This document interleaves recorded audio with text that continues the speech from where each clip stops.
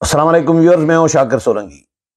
Viewers, آخر کار بلی تھیلے سے باہر آ ہی گئی ہے۔ اسلام آباد ہائی کورٹ کے 6 ججز کے خط کے حوالے سے اہم انکشافات اور نئے انکشافات سامنے آنے لگے ہیں۔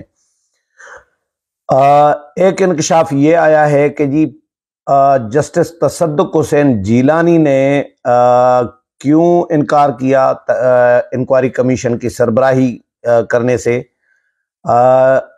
اس کا بھی پتہ چل گیا ہے۔ اور یہ بھی پتہ معلوم ہو گیا ہے کہ تصدق حسین جیلانی نے ایگری کر لیا تھا، رضامندی ظاہر کر لی تھی انکوائری کمیشن کی سربراہی کرنے کے لیے۔ یہ انکشاف حکومت نے کیا ہے اور اس کے بعد انہوں نے انکار کر دیا، اور سپریم کورٹ آف پاکستان نے جو سو موٹو لیا ہے، از خود نوٹس لیا ہے، وہ تصدق حسین جیلانی کے انکار کے بعد لیا ہے۔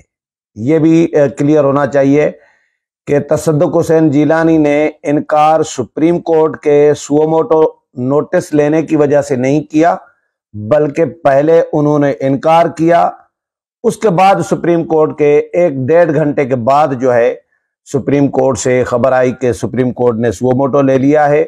1-1.5 گھنٹہ پہلے پرائم منسٹر ہاؤس کو یہ اطلاع موصول ہو چکی تھی، باضابطہ طور پر خط موصول ہو چکا تھا تصدق حسین جیلانی کا کہ میں سربراہی کرنے سے معذرت کرتا ہوں۔ اب سربراہی کرنے سے معذرت کیوں کی ہے، اس کے پیچھے پی ٹی آئی کی کہانی سامنے آئی ہے، اور پی ٹی آئی کی وجہ سے اگر تصدق حسین جیلانی معذرت کر دیتے ہیں تو پھر کڑیوں سے آپ ملائیں نا، پھر پیرے کھرے کہاں جا رہے ہیں اس خط کے؟ تو پی ٹی آئی کی طرف سیدھی سی بات ہے۔ تصدق حسین جیلانی کے انکار سے کچھ ٹائم پہلے، یعنی 1-2 گھنٹے پہلے، پی ٹی آئی کے وکلاء نے لاہور میں تقریب سے خطاب کیا ہے، اور اس میں تصدق حسین جیلانی کو نشانہ بنایا ہے، ٹارگٹ کیا ہے اور وارننگ دی ہے۔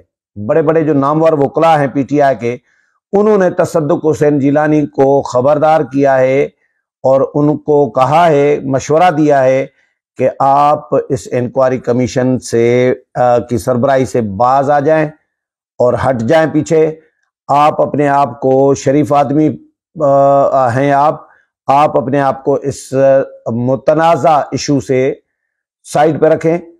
تو اس کے بعد یہ جو 4-5 وکلاء نے دھواں دھار تقاریر کی، تو اس کے فوراً بعد تصدق حسین جیلانی صاحب معذرت کر دیتے ہیں، اور اس کے بعد سپریم کورٹ سو موٹو لے رہی ہے۔ تو یہ میں پہلے دن سے یہ بات کرتا آیا ہوں کہ بھائی ججز متنازع ہیں، یہ 6 ججز عمران دار ججز، ان پر لیبل لگا ہوا ہے، پی ٹی آئی کو ریلیف دیتے رہے ہیں تمام تقریباً اکثر مقدمات میں، نون لیگ کے خلاف مقدمات میں انٹریسٹ لیتے رہے ہیں، نون لیگ کو کسی مقدمے میں نواز شریف کو انہوں نے ریلیف نہیں دیا۔ ایک تو پی ٹی آئی کو فائدہ پہنچانے کے لیے یہ خط کا مقصد ہو سکتا ہے، اور 9 مئی کے واقعات میں ملوث لوگوں کے مقدمات منطقی انجام تک کی طرف جا رہے ہیں، فیصلے آنے والے ہیں، تو ایسے میں یہ خط لکھنے کا مقصد کیا ہو سکتا ہے؟ اور محسن اختر کیانی صاحب جو جج ہیں اسلام آباد ہائی کورٹ کے، ان کے خلاف شکایت سپریم جوڈیشل کونسل میں گئی ہوئی ہے، تو اس پہ بھی اثر انداز ہونے کی یہ مقصد ہو سکتا ہے۔ تو یہ ان مقاصد کو، اس خط کی ٹائمنگ، خط کے پیچھے مقاصد، نیت، اس پہ کوئی بات مجھے سمجھ میں نہیں آ رہی، حیرانگی ہو رہی ہے کہ کوئی کرنے کے لیے تیار نہیں ہے۔ حالانکہ نون لیگ کے بھی بڑے بڑے وکلاء ہیں، اعظم نذیر تارڑ ہیں، عطا تارڑ ہیں، بہت سارے اور ہیں، تو وہ یہ ایشو اٹھائیں، ججز کو یہ ایشو اٹھانا چاہیے، میڈیا کو یہ ایشو اٹھانا چاہیے کہ پہلے تو آپ اس خط کی پبلک کیوں کیا گیا؟ خط لکھا، چلو سپریم جوڈیشل کونسل کو لکھا، پبلک کیوں کیا گیا اور کس نے کیا؟ یہ بھی انکوائری ہونی چاہیے۔ پہلے تو اس کی انکوائری ہونی چاہیے نا، خط پبلک کیسے ہوا، خط لکھنے کی ٹائمنگ کیا ہے، اور پہلے کیوں خاموش رہے؟ شوکت عزیز صدیقی کے معاملے پر یہ جج کیوں خاموش رہے تھے؟ اس پہ کوئی بات کرنے کے لیے تیار نہیں ہے۔ اب خط کی انکوائری اداروں کے خلاف جو ہے اثر انداز ہونے کی بالکل ہونی چاہیے. میں اس کی مخالفت نہیں کر رہا کہ اگر کوئی عدلیہ میں مداخلت کر رہا ہے، کوئی ادارہ، خفیہ ایجنسی، ISI، تو اس کی انکوائری ہونی چاہیے، بالکل ہونی چاہیے. لیکن جو دوسرا رخ ہے اس کو بھی نظر انداز نہیں کرنا چاہیے اور ون وے ٹریفک نہیں چلانی چاہیے. میرا یہ مقصد ہے. تو وزیر قانون نے جیو سے بات کی ہے اور اس میں وزیر قانون اعظم نذیر تارڑ نے کہا ہے کہ جسٹس تصدق حسین جیلانی کمیشن کا سربراہ بنانے سے پہلے ان کی رضامندی ہم نے حاصل کر لی تھی. انہوں نے کہا کہ جی سپریم کورٹ کی طرف سے سو موٹو لینے پر حیرانی نہیں ہوئی کیونکہ تصدق جیلانی کی کمیشن سے علیحدہ ہونے کی اطلاع سو موٹو نوٹس سے 1 گھنٹہ پہلے وزیر اعظم ہاؤس میں آ چکی تھی. اعظم نذیر تارڑ صاحب کہہ رہے ہیں کہ جی فل کورٹ اجلاس کے بعد وزیر اعظم اور چیف جسٹس کے درمیان ملاقات ہوئی. ملاقات میں کہا گیا کہ یہ 2-3 نام ہیں، ان میں سے مناسب سمجھے تو کمیشن بنا دے. یعنی فل کورٹ میٹنگ کے بعد چیف جسٹس سے ملاقات میں وزیر اعظم کو 2-3 نام دیے گئے ہیں اور وزیر اعظم نے کہا کہ جی فہرست میں جو 2-3 نام دیے گئے ہیں اس فہرست میں جو پہلا نام ہے ہم اس سے بات پہلے کر لیتے ہیں، اس سے پہلے بات کر لیتے ہیں. وزیر قانون نے کہا کہ جی میں نے تصدق جیلانی سے رابطہ کیا تو انہوں نے کہا کہ جی سوچنے کا مجھے موقع دیں. مجھے وزیر اعظم نے کہا کہ تصدق جیلانی سے دوبارہ بات کر لیں. کابینہ اجلاس سے نکل کر تصدق جیلانی سے رابطہ کیا، سب نے اور ان کو کہا کہ سب نے آپ کے نام پر اتفاق کیا ہے. انہوں نے کہا کہ جی تصدق جیلانی نے قبول کر لیا تھا کہ وہ کمیشن کی سربراہی کریں گے. اس معاملے کو اسی شام سیاسی رنگ دیا گیا اور دھاوا بولا گیا. بھڑک اور سڑک کی سیاست نے ہمارا بڑا نقصان کیا ہے. ہم نے تصدق جیلانی کو TORs بھی بھیج دیے تھے. ماحول میں جو تناؤ ہے، چیف جسٹس نے سو موٹو لے کر بہتر فیصلہ کیا ہے. بار کی منتخب باڈیز نے بھی تصدق جیلانی کی نامزدگی کو سراہا تھا. میں نہیں سمجھتا کہ اس معاملے کی سماعت میں فل کورٹ کی ضرورت ہے. حکومت کو کوئی اعتراض نہیں کہ معاملہ 7 ججز سنیں یا 14 سنیں یا 15 سنیں، ہمیں کوئی اعتراض نہیں ہے. یہ وزیر قانون کہتے ہیں. اب آتا ہوں جو مشورہ دیا گیا تصدق جیلانی کو PTI کے وکلاء کی جانب سے. PTI کے وکلاء رہنماؤں نے جسٹس تصدق جیلانی کو کمیشن کی سربراہی سے باز رہنے کا مشورہ دیا تھا. تصدق حسین جیلانی کی معذرت سامنے آنے سے کچھ دیر قبل لاہور ہائی کورٹ کے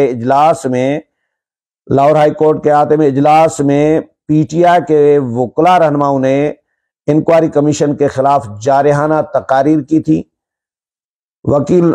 سینئر وکیل رہنما حامد خان نے جسٹس تصدق جیلانی کو جسٹس ریٹائرڈ تصدق جیلانی کو مشورہ دیا تھا کہ وہ اپنی عزت بچائیں اور حکومتی کھیل کا حصہ نہ بنیں.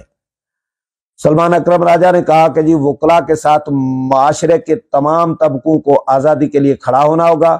PTI کے سینئر وکیل ولید اقبال نے کہا، سینیٹر ولید اقبال نے کہا کہ جی چیف جسٹس نے 6 ججوں کو اسی ایگزیکٹو کے سامنے ڈال دیا جس کے خلاف شکایت تھی. اب آتا ہوں PTI کے، اور جو PTI نے پھر 7 رکنی جو بینچ بنایا ہے، چیف جسٹس نے بنایا ہے، اس پر بھی اعتراض کیا ہے. یہ بھی بڑا کمال ہے.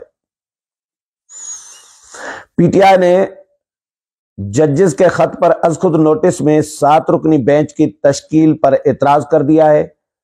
PTI کے ترجمان ہیں رؤف حسن. انہوں نے کہا ہے کہ جی ججوں کے خط کا معاملہ انتہائی اہم ہے جس پر 7 رکنی بینچ قبول نہیں ہے. فل کورٹ بینچ بنایا جائے اور از خود نوٹس کیس کی کارروائی ہر صورت میں براہ راست نشر کی جائے. انہوں نے کہا جی چیف جسٹس نے وکلاء کنونشن نہ بلا کر شکوک و شبہات پر مہر ثبت کی ہے.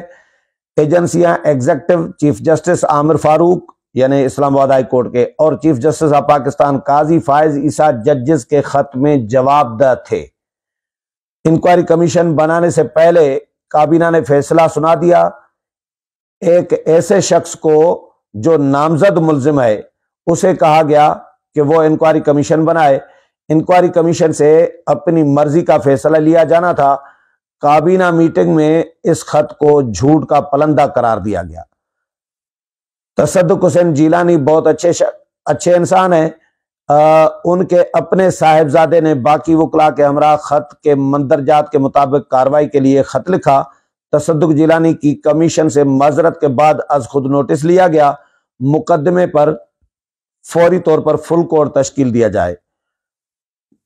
انہوں نے کہا کہ جی دعا ہے کہ آج جو اچھا سلسلہ شروع ہوا ہے یہ جاری رہے اور ملک فسطائیت سے نکلے۔